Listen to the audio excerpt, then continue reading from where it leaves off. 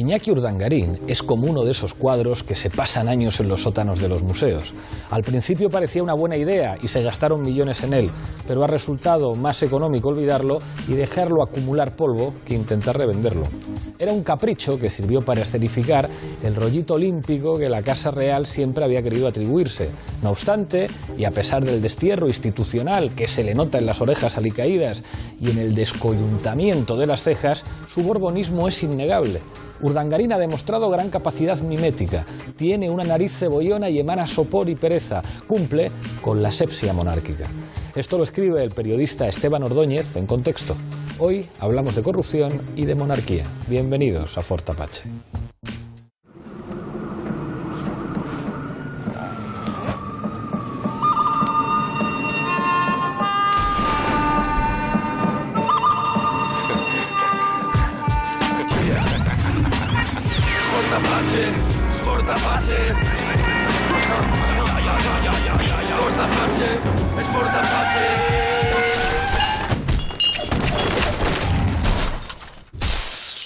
Esta noche en Fort Apache hablamos de Urdangarín y del caso Nos. Para ello contamos con 6 invitados. A mi izquierda, Manolo Monereo. Muchísimas gracias por estar aquí. Gracias por invitarme, Pablo. Andrés Gil, del diario.es. Bienvenido una vez más. Muchas gracias. Nos acompaña Lucía Méndez, del periódico El Mundo. Muchísimas gracias por estar aquí. Hola, Pablo. Rebeca Quintans, escritora, autora de una biografía no autorizada sobre Juan Carlos I. Muchísimas gracias por estar aquí. Gracias a ti. Nos acompaña el inefable Juan Carlos Monedero. Bienvenido una vez más a este programa. Muchas gracias, Pablo. Y cierra la mesa Jacobo Teijelo, abogado. No es la primera vez que está aquí. Muchas gracias por volver. Bienvenido una vez más. Hola, buenas tardes. Enseguida empezamos a debatir, pero antes, como siempre, en el punto de mira. Iñaki Urdangarín, marido de la infanta Cristina de Borbón, ha sido finalmente condenado a 6 años y medio de prisión por diversos delitos de corrupción del caso Nos. Junto a él han sido también condenados su socio Diego Torres y el expresidente balear Jaume Matas. Sin embargo, la infanta ha sido absuelta. Además, por el momento ninguno entrará en prisión y quedan en libertad provisional sin fianza. El caso ha puesto en el centro del debate la cuestión de la igualdad ante la ley. Además, la misma semana que se conocía la sentencia del caso Nos, un rapero ha sido condenado a 3 años de prisión por injurias a la corona en una canción. Esta noche, en Fort Apache, analizamos el estado de la justicia en España a través del caso Nos.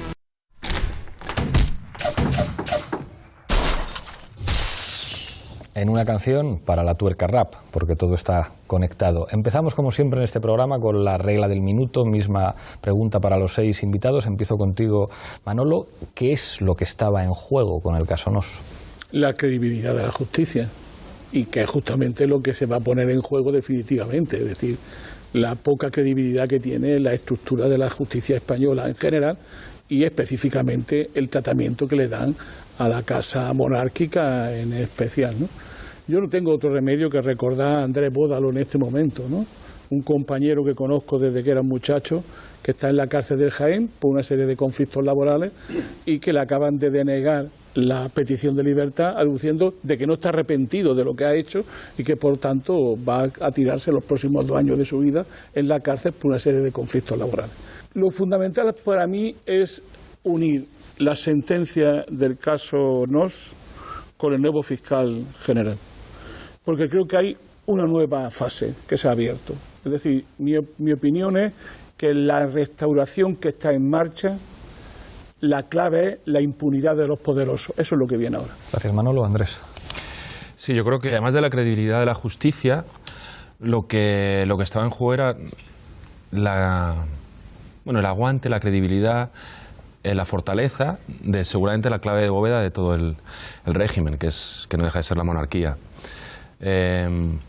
Hemos hablado muchas veces de crisis de régimen, hemos apuntado detalles, pues el conflicto territorial, Cataluña, el bipartismo que se cae, un modelo económico de trama, como estáis diciendo últimamente, etcétera. Pero evidentemente, al final lo que lo termina sosteniendo es la monarquía, que es muchas veces lo que menos se pone en cuestión.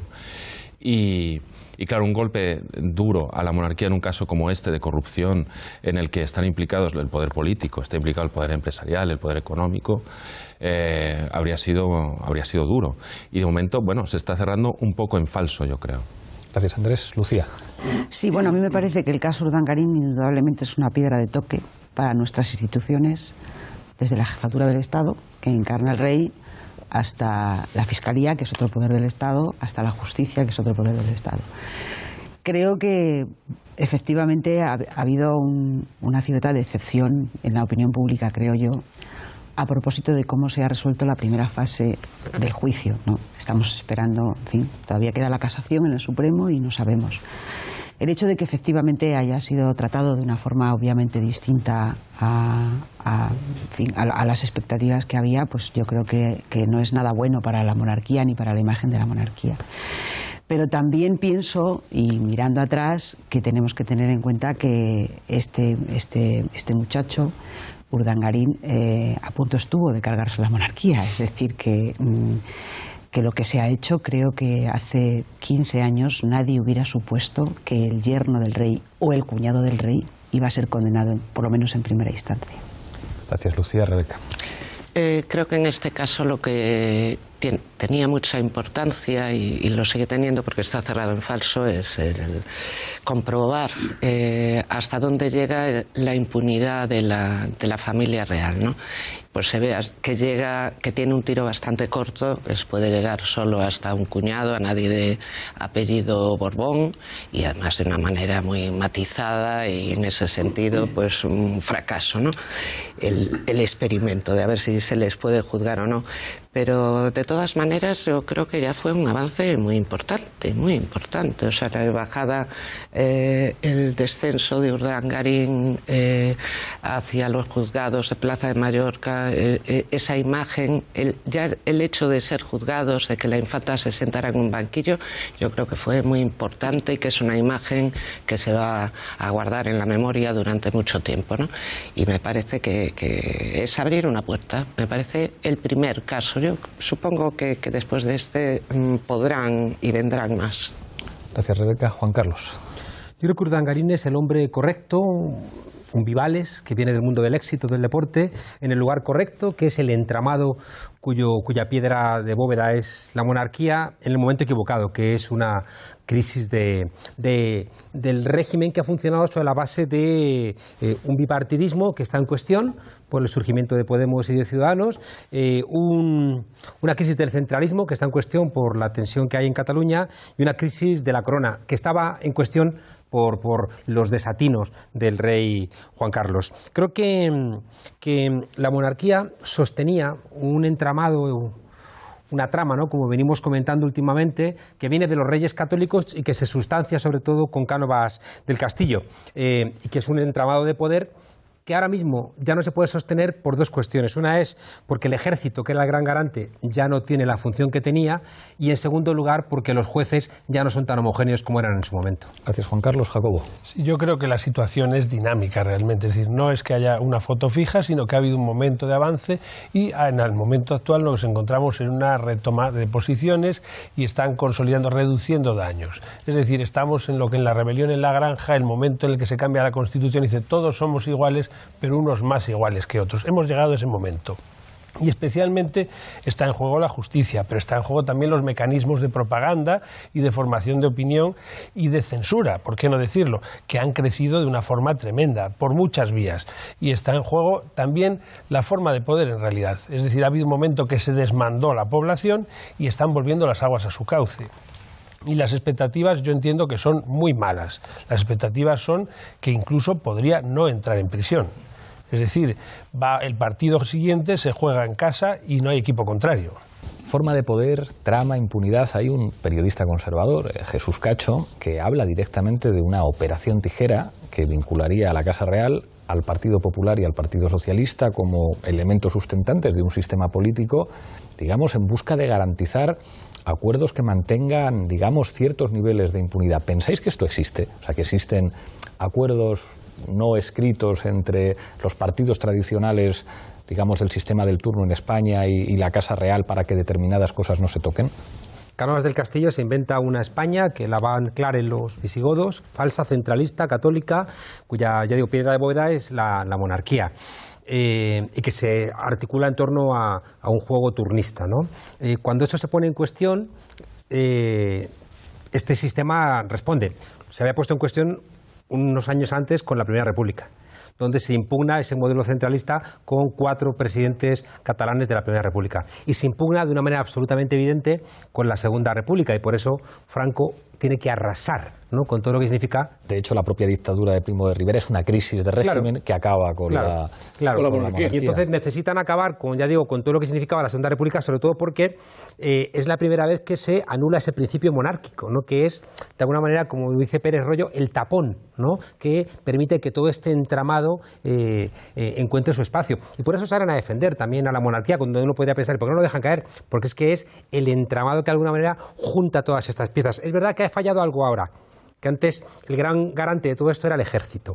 Por eso hay una cosa que me ha dejado muy de piedra, si me dejáis contaros una cosa muy rápida. El día que abdica el rey, por la mañana, en una reunión privada, le entrega al hijo el mando supremo del ejército. Y por la tarde va a que lo coronemos rey al Parlamento, ya vestido de jefe del ejército. Es decir, que el rey Juan Carlos asume que él es el que tiene como rey el poder del ejército y por tanto es el que garantiza todo este entramado. Y eso es lo que hoy ya no vale, ¿no? Y por eso creo que hay fisuras. Pero es que eso no es una cuestión menor, o sea, porque en la transición española uno podía entender una realidad. O sea, que en ese contexto hubiera miedo, pues ¿cómo no iba a haber miedo? Si es que, digamos, el ejército español no tenía ninguna lealtad democrática. Y efectivamente dan un golpe de Estado y digamos que la continuidad de la jefatura del Estado en Juan Carlos es una garantía de que el ejército en última instancia puede estar controlado. Y de hecho el 23F hay una enorme ambigüedad con el papel de Juan Carlos, pero finalmente parece que la capacidad de decir que sí o decir que no la tiene él. Eso puede explicar muchas cosas, claro. En el presente dices, esto de la monarquía, ¿para qué? Yo empiezo por una anécdota, ¿no?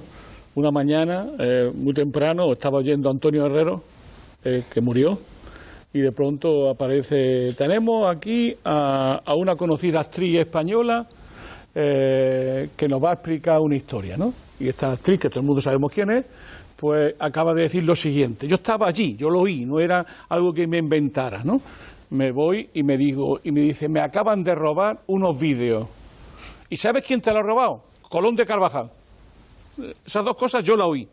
Me voy, tenía una cita con un tal Julio Anguita un rato después, y me dice, digo yo, Julio, ¿tú has leído esto? Entonces Julio me empezó a contar una caja negra de corrupciones del rey terribles, ¿no? De temas que iban de todo tipo, financiación ilegal del partido y tal. Todo eso que ella cuenta muy bien. Bueno, ¿a dónde quiero decir, no? ¿Cómo que no hay una trama en torno al rey? Hemos tenido un rey corrupto. Repito, corruptor, de vida disoluta. O sea, hemos tenido a un Borbón en su esencia, en el 13, en el 12, bueno, en todas las opciones. Y no nos hemos enterado de eso todavía. Es decir, hoy ha habido una omertá, un juramento en torno al rey que nos ha impedido que conozcamos lo que ya conocemos porque está escrito. No solo en tu biografía, no solo las cosas que Pilar Urbano cuenta, no solamente 1000 cosas que están por ahí, que todo está escrito, pero que nadie hace un relato de eso culpabilizando al rey. ¿Y por qué? ¿Dónde estaba aquí el problema? Porque el rey en España ha mandado siempre. Ha sido el centro del poder, porque el centro del poder en todo esto era el aparato del Estado y en el centro del aparato era el ejército, que tiene unas funciones constitucionales nada más y nada menos que la defensa de la legalidad y de la unidad de la patria. Y el jefe de eso era el rey. ¿Sabes, Manolo, dónde se ve eso de una manera brutal? En los papeles de Wikileaks, el único rey que sale es el nuestro, Juan Carlos.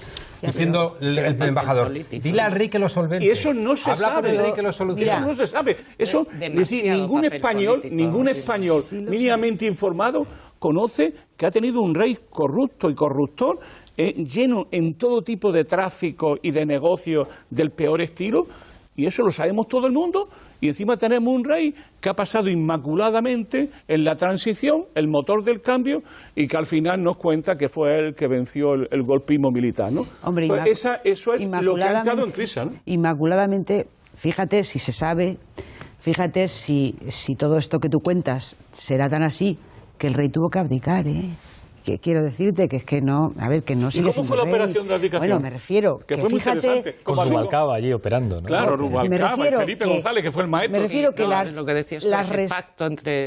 responsabilidades en las que hubiera incurrido el rey, fíjate si son tantas que tuvo que dejar el trono.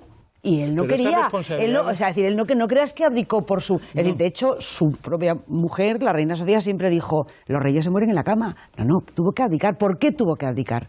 Porque la presión de la sociedad española le obligó a abdicar. Bueno, esto es una cosa muy positiva. A mí, particularmente, me parece muy positiva, porque efectivamente durante muchos años el rey fue la piedra de bóveda de un sistema político que efectivamente todo el mundo defendía y que, bueno, en el fondo yo creo que ha dado una cierta estabilidad al país, la que sea, pero ha dado una cierta estabilidad. Es decir, cuando no la dio, cuando se portó mal, porque el rey se portó mal. Es que no se portó bien nunca. Sí, Dejadme que ordene un poco el debate. Andrés, después Rebeca, y vamos con esto del comportamiento del rey. Bueno, es que yo creo que cuando se habla de si hay o no hay una alianza entre el Partido Popular y el Partido Socialista para proteger al rey, yo creo que sí que hay que diferenciar Juan Carlos de Felipe. O sea, yo sí creo que efectivamente toda la transición al final la hicieron de la mano la derecha que venía del régimen y que se hizo el harakiri y que terminó en el Partido Popular, y la izquierda del Partido Socialista fueron los actores que entre unos y otros terminaron por conducir esto. Pero efectivamente el rey Juan Carlos abdicó no por gusto, fue obligado a abdicar. Y yo creo que Felipe sabe perfectamente que su trabajo es mantener la monarquía, sabe que solo existe para eso, para preservar la monarquía. Entonces yo creo que es una situación distinta. Tampoco el Partido Popular y el Partido Socialista solos pueden proteger al rey ahora mismo. Hay muchos más actores como Podemos, Ciudadanos, no sé, la propia Izquierda Unida de hoy no es la de hace 40 años. Yo creo que no es lo mismo. O sea, yo creo que ahora puede haber una connivencia por mantener la institución monárquica, pero no creo que haya una connivencia por proteger desmanes del rey Felipe VI. Rebeca.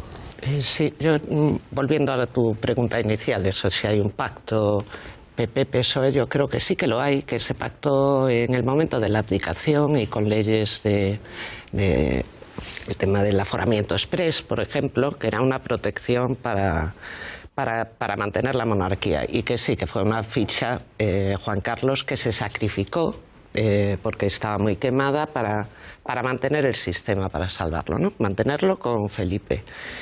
Y creo que nos estamos dejando engañar otra vez, porque ya aprendimos que con Juan Carlos nos engañaron durante muchísimos años, durante décadas, transmitiéndonos una imagen que hoy sabemos que era falsa, de rey campechano y demócrata y honrado y maravilloso. Ya sabemos, ya aprendimos cómo funcionaba eso, ¿no? Y la estrategia que están siguiendo ahora, que es decir, pero Felipe no, Felipe es bueno, nos la estamos creyendo con poco criterio. Yo creo que se está siendo muy poco crítico. Yo creo que está medido desde el poder eso de proteger a Felipe. Felipe es otra cosa, pero la gente de izquierdas está siendo muy poco crítica porque está dando señales de que tampoco es tan buenísimo el tema de sus amigos, el Compillogui, por ejemplo, que es un personaje, López Madrid. Pero fíjate, eso lo hemos publicado. Quiero decir, es que de Juan Carlos no se publicaban cosas. Pero pasa desapercibido, que es su amigo íntimo. Igual que y está procesado en varios casos. Volviendo a Urdangarín, que tenemos ahí detrás, también se le dejó fuera cuando el introductor de Urdangarín en esos medios fue Felipe. Y el amigo que metieron en el gobierno balear para facilitar, Pepote Ballester, que luego es un testigo protegido porque solamente cuenta lo que interesa que cuente, ese era un amigo de Felipe, no de Urdangarín. Sí, pero el Compilloqui se le dejó fuera sentenciado en las tarjetas Black, si está en el caso Púnica. Tiene más cosas. Quiero decir que también te dice un poco de qué tipo de persona es, qué amistades tiene, a qué se dedica y lo que podría dar de sí. Que es otro estilo diferente a Juan Carlos, sí. Pero que sea una maravilla, yo no me lo creo. Me hago cargo que Felipe VI no va a tener entre sus amigos a los colegas aquí de Pablo, ¿no? O sea, esto es lo normal, ¿no? Es decir, que yo creo que no, tampoco podemos, o sea, es decir, si tenemos algún dato que implique al actual rey en algo, pues es que se publique. Y yo creo que él, como dice Andrés, tiene razón, él no está tocado por la impunidad de su padre. Primero, para empezar, porque su padre, delante de los españoles, podrá ser mentira, verdad, la trama, lo que tú quieras, pero delante de la mayoría de los ciudadanos, él salvó el golpe de Estado.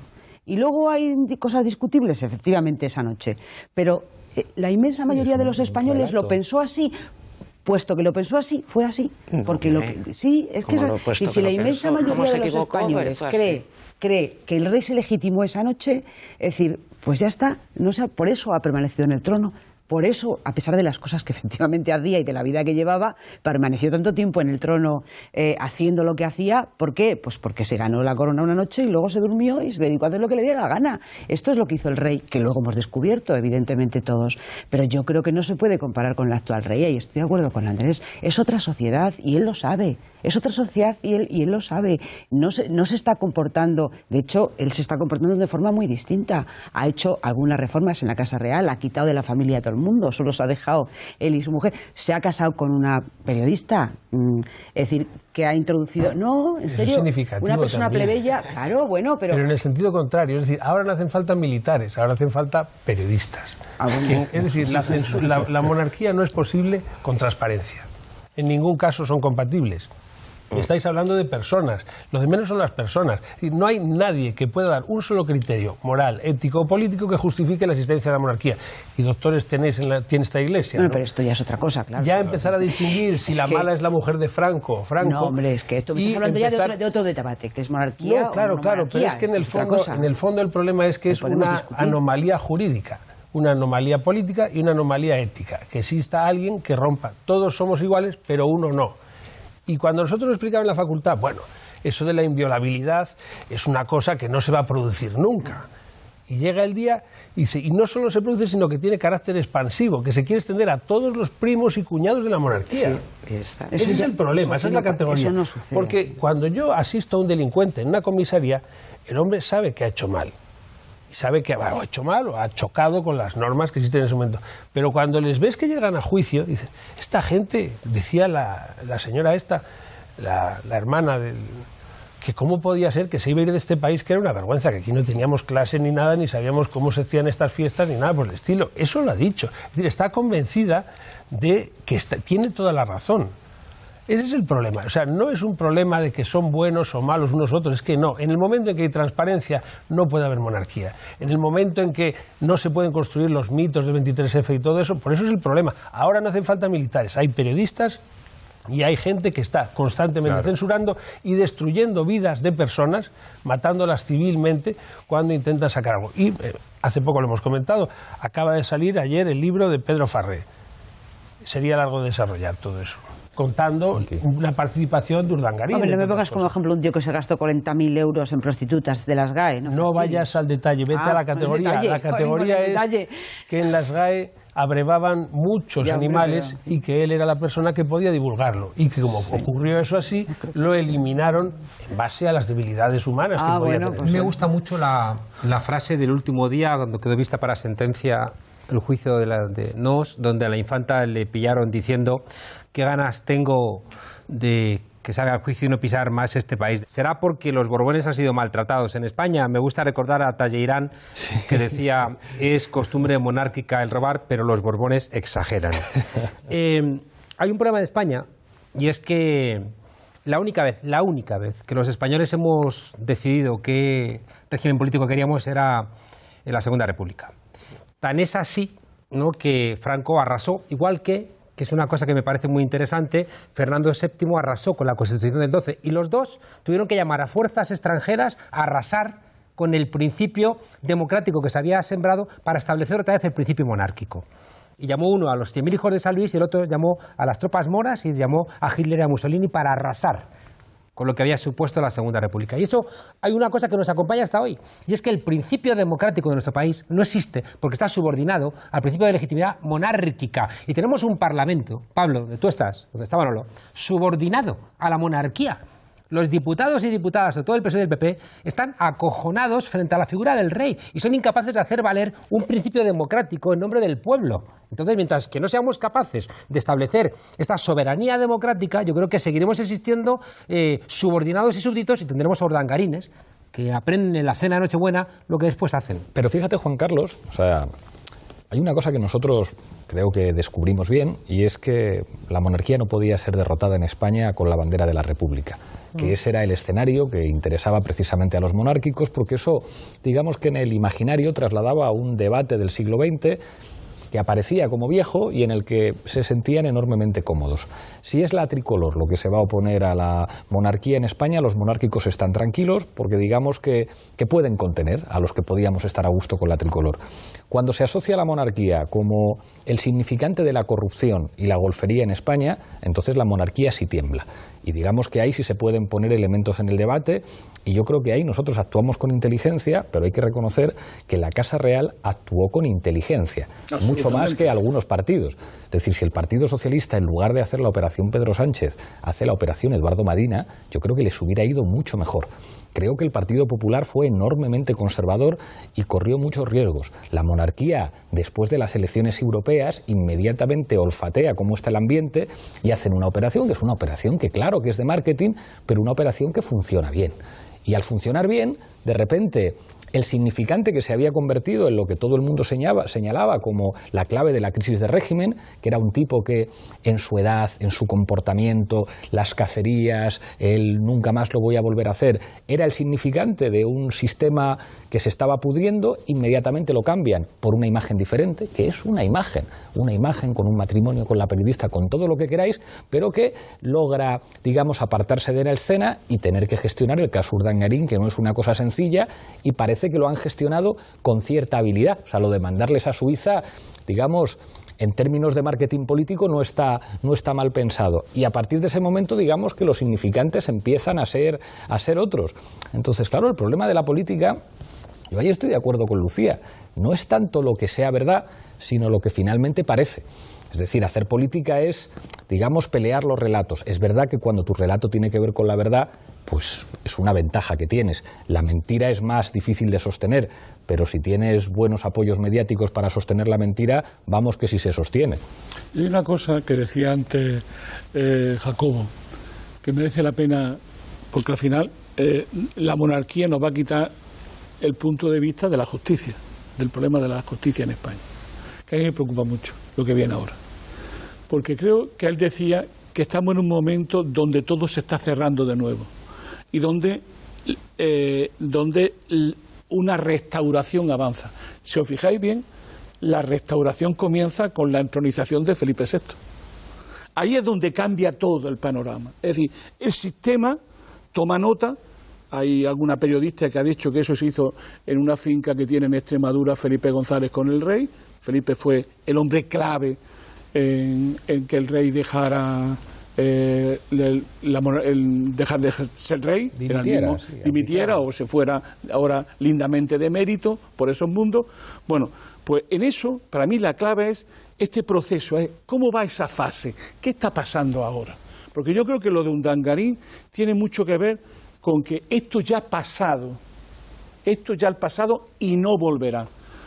Viendo el otro día la comparecencia del fiscal general y la nueva doctrina sobre estos temas de la política, me di cuenta, con la seguridad y el desparpajo que este hombre hablaba, de que estamos en una restauración que va a llegar ya a la justicia y donde se acabó para siempre este tipo de juicio, se acabó para siempre meter el dedo en la corrupción, se acabó para siempre en ese mundo y que ahora todo se va a cerrar desde el poder. Y yo creo que la clave es en esta reforma que se ha hecho cuando este hombre viene a decir que mientras que esté ahí se va a intervenir y si él no está de acuerdo, él va a seguir mandando porque el principio de jerarquía se va a imponer. Yo creo que eso es para mí lo más tremendo que estamos viviendo ahora, y que lo de Urdangarín lo que nos enseña es que esta impunidad se va a convertir en la impunidad de los poderosos. Es decir, la fase que estamos viviendo es restauración es igual a impunidad de los que mandan, ¿no? Enseguida seguimos con el debate, pero antes, Zapin Apache. Si le aplican los delitos de prevaricación, malversación, fraude, tráfico de influencias y 2 delitos contra la hacienda pública. La sentencia le impone además una multa de 512.000 euros.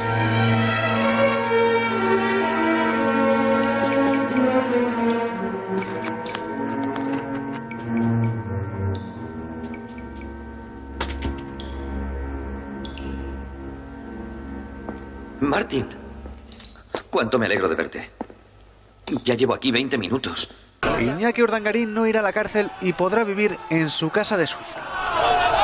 La Audiencia de Palma ha desestimado la petición de la Fiscalía y ha decidido dejar libre al cuñado del rey de España sin que tenga que pagar una fianza de 200.000 euros. En España, la Audiencia Nacional ha condenado a 3 años y medio de cárcel a un rapero por una canción sobre el rey emérito Juan Carlos. Antes teníais libertad para objetar, para pensar y decir lo que pensabais. Ahora tenéis censores. Los 2 titiriteros encarcelados desde el pasado sábado han salido de prisión, pero tendrán que comparecer a diario en el juzgado y no podrán salir de España. 4 noches han pasado en prisión por presuntamente ensalzar a ETA y Al Qaeda y por incitación al odio en la representación de una obra infantil. Idle, diddle, diddle, diddle man, I'd build a big tall house with rooms by the dozen, right in the middle of the town.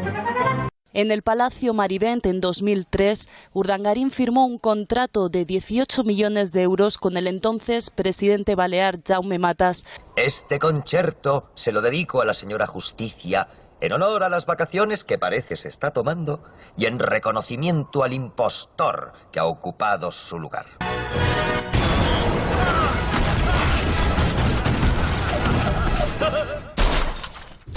Adelante, Luis.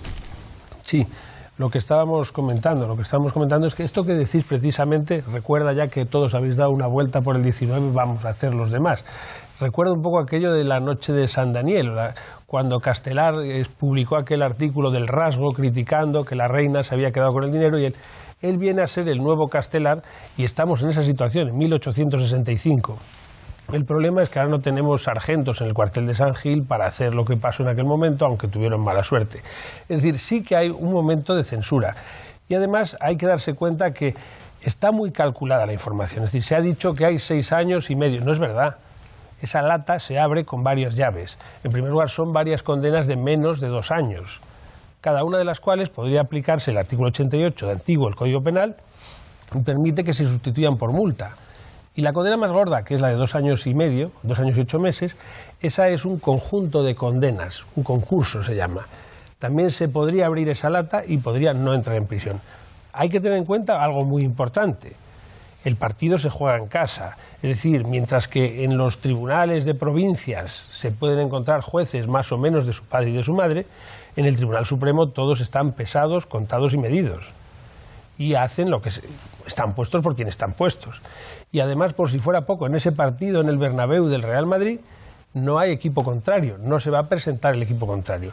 Es una cosa que nadie ha dado importancia porque eran muy malos, se ha eliminado la acusación popular.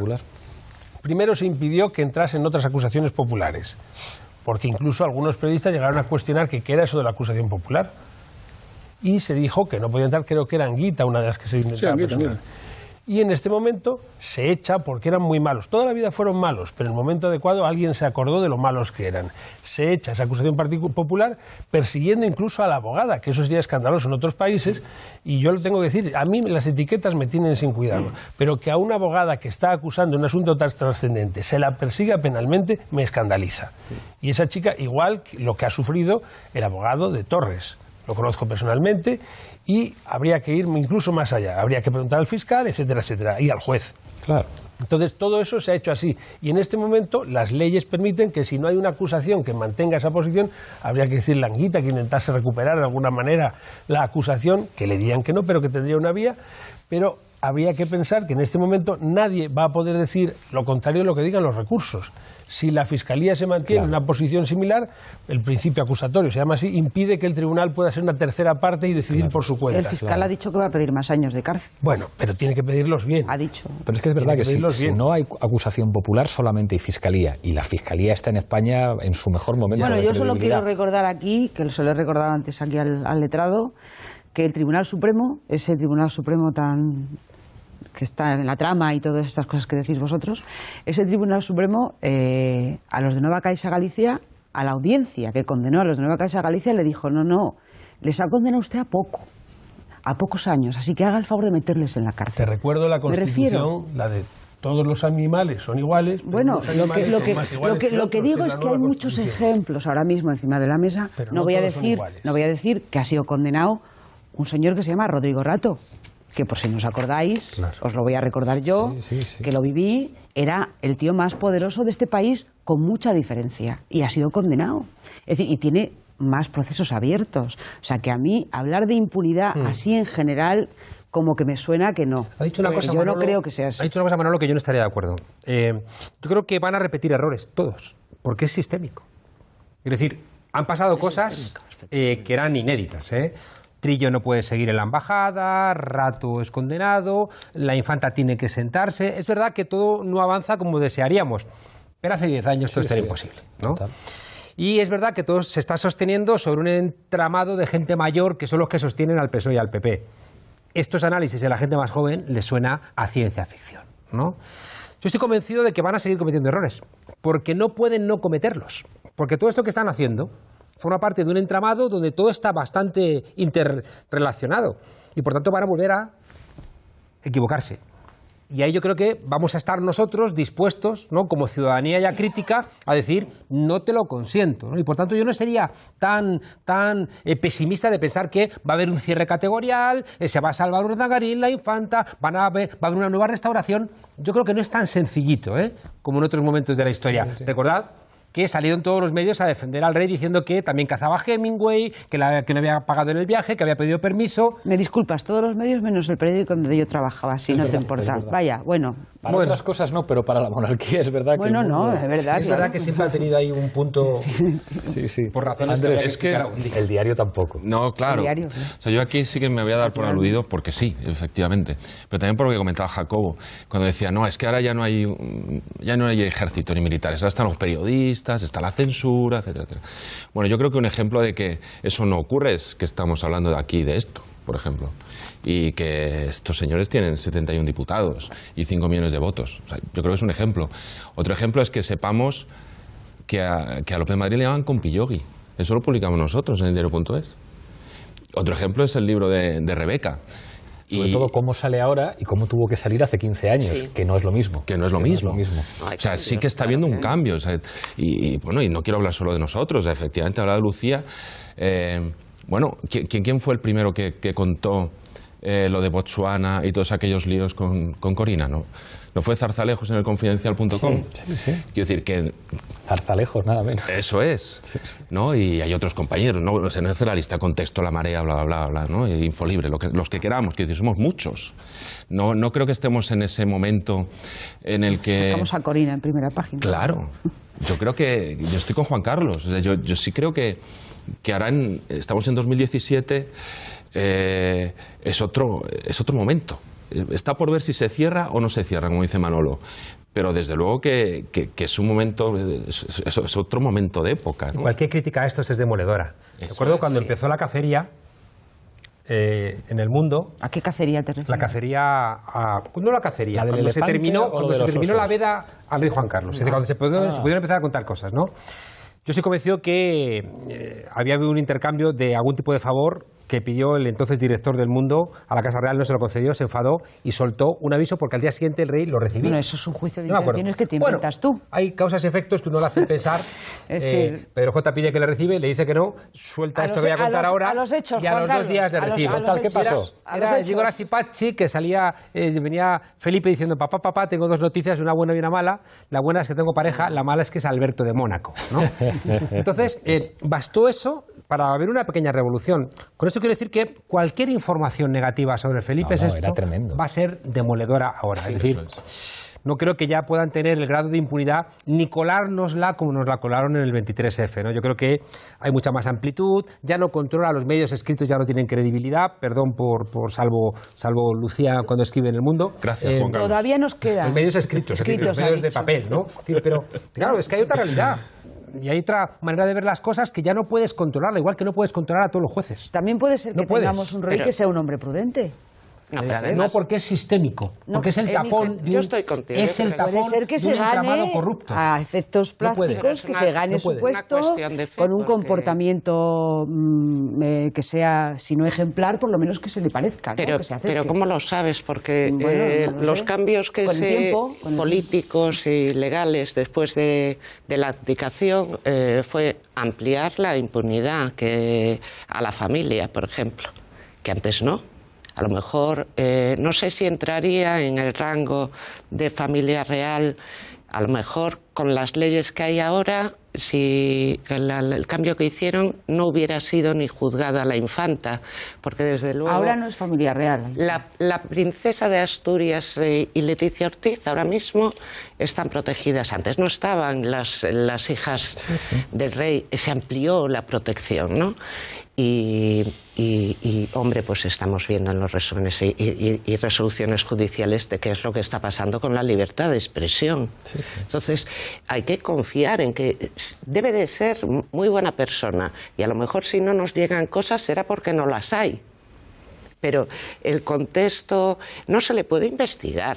Los medios de información más importantes, si no digamos las televisiones están completamente cerradas y hay consignas de los jefes de Felipe ni mu. Sí, pues lo que es a Leticia, fíjate cómo la tratan, Perdóname. Pues a Leticia sí, y a Juan Carlos también. De los programas menos serios, más basura que hay en este país. Es decir, que el respeto... en fin, yo no creo que se esté respetando. ¿Y lo que ha pasado con el jueves? Es decir, alguien se llega a plantear una portada que puede ser más o menos ordinaria. Hubo una que se secuestró hace años, pero alguien se plantea si eso debe de pasar o no debe pasar. Si alguien cree que tiene derecho a decidir lo que debemos leer los demás, ordinarieces o no ordinarieces. No ha sido secuestrada por nadie. El hecho de que alguien se plantee en voz alta eso ya es significativo. Eso es significativo de algo. Pero además hay los ataques son la jugada envolvente. La censura la ves, los que nos dedicamos a esto de los juicios, lo ves, por ejemplo, la evolución de todos estos delitos de enaltecimiento del terrorismo o lo de las víctimas. Es una locura. Y puedes comparar lo que pasa hoy y lo que pasaba hace 10 años. Que hoy hay más enaltecimiento del terrorismo, todo es terrorismo, y antes no había nada. Si ves, por ejemplo, lo que ocurre en los casos de islamismo, por leer, por no hablar con los vecinos, por cambiarse de ropa, eso lo traduces a vasco y metes 300.000 personas hace 10 años en la cárcel. Es decir, esa progresión que va aceptando la gente, en que alguien puede decidir lo que leemos y lo que no leemos, lo que vemos y lo que no vemos, eso es censura. Y que la gente lo acepte con normalidad, porque hay unos enemigos malísimos, es lo que normaliza la censura y lo que hace que todos nos pensemos antes de hablar lo que vamos a decir. Y eso es verdad que en los últimos años en este país es verdaderamente escandaloso. Hemos retrocedido una barbaridad. Yo creo que hay una realidad por debajo que no se cree estas cosas.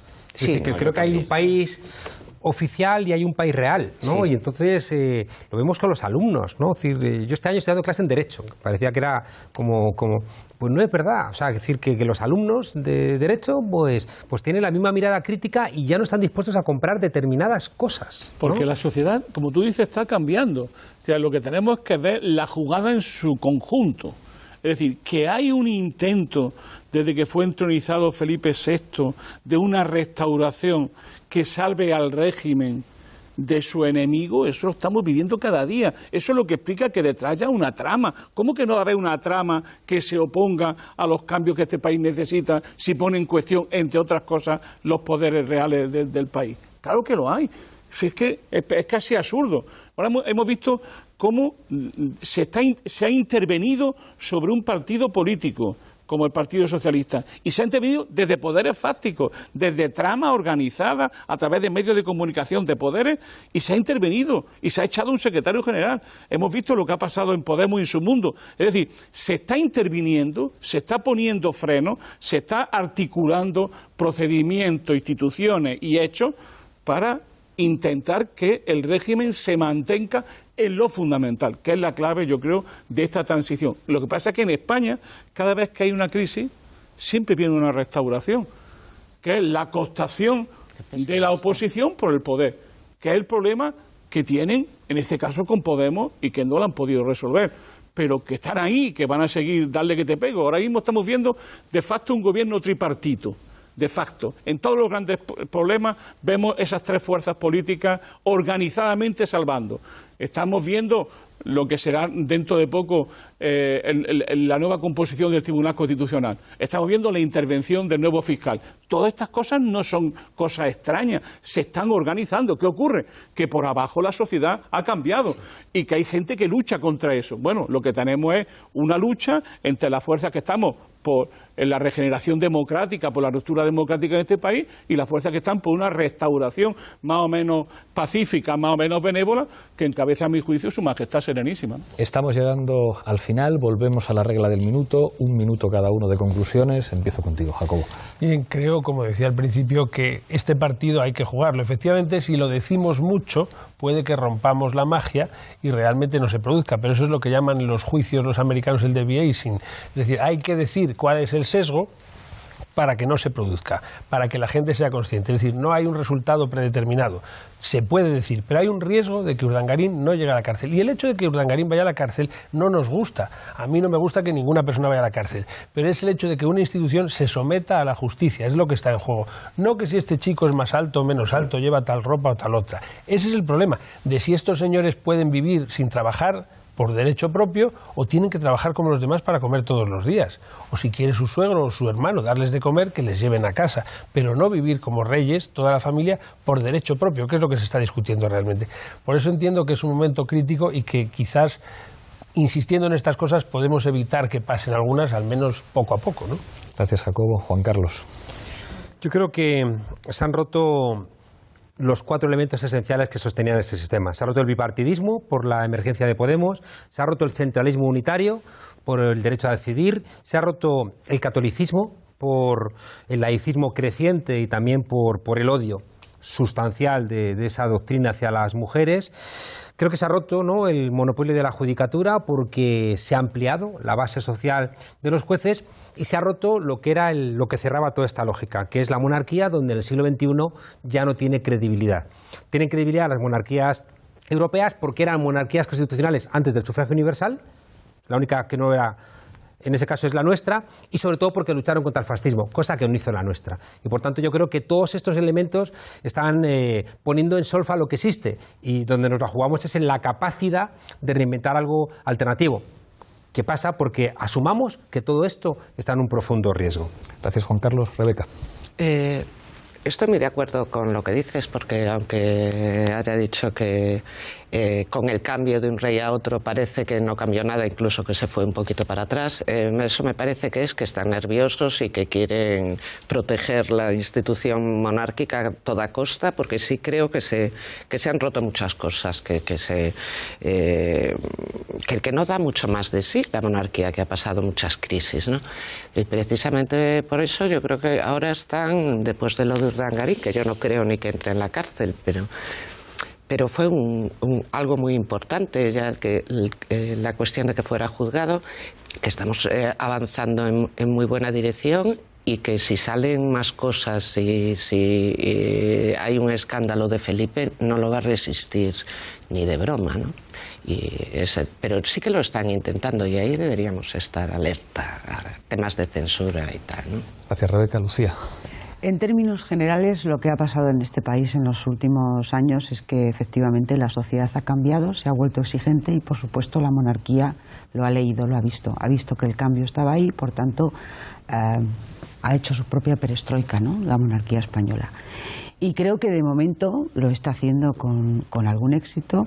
Creo que en la sociedad española no hay una alternativa al régimen monárquico y además la prueba es que la inmensa mayoría de las fuerzas políticas que hay en el Parlamento no cuestionan la monarquía en este momento. Es decir, así como Izquierda Unida y el PC sí que exigían un referéndum y estaban en contra, ahora las fuerzas políticas, incluida la vuestra, pues no está cuestionando efectivamente la forma de Estado, de momento no la cuestiona.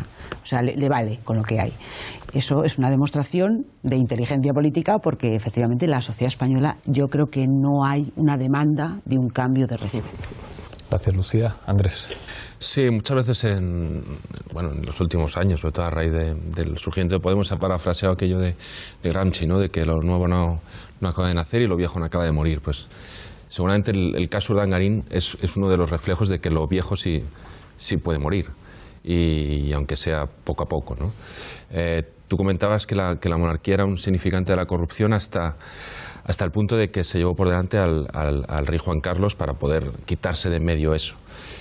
Pero claro, Urdangarín sigue recordándonos aquello, sigue siendo nos retrotrae a aquel momento en el que la monarquía era un significante de corrupción, hasta el punto de que, casualidades de la vida, voy a hacer aquí una justaposición más o menos legítima, el mismo día de la sentencia de Urdangarín salió la de las tarjetas Blacks, que al final, periodísticamente, pues a muchos nos llevó a poner por encima una cosa sobre otra, ¿no?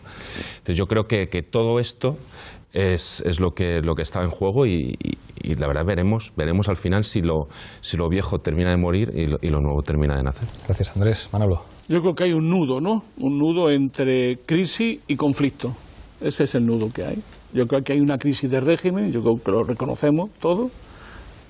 La fase de esa crisis de régimen es lo que podemos tener duda en este momento y de que hay un conflicto entre lo viejo y lo nuevo, entre las fuerzas que estamos por una renovación democrática del país y las fuerzas que están por mantener la estructura de poder tal como están hoy configuradas. ¿Lo nuevo dónde está? Es que desde las últimas elecciones el papel de esa restauración, de esa transición, la va a dirigir el Partido Popular. Y esas son las señales que tenemos por delante. Es decir, es el Partido Popular el que está dirigiendo el nuevo bloque de poder que va a articular esta transición hacia un nuevo régimen, que ya no será el régimen del 78, que será otra cosa, y que el protagonismo de eso va a ser, en gran parte, el protagonismo del aparato de justicia, que va a ser decisivo en esta fase. Muchísimas gracias, Manolo. Muchísimas gracias a los 6. Aquí nos veremos la próxima semana en Fort Apache.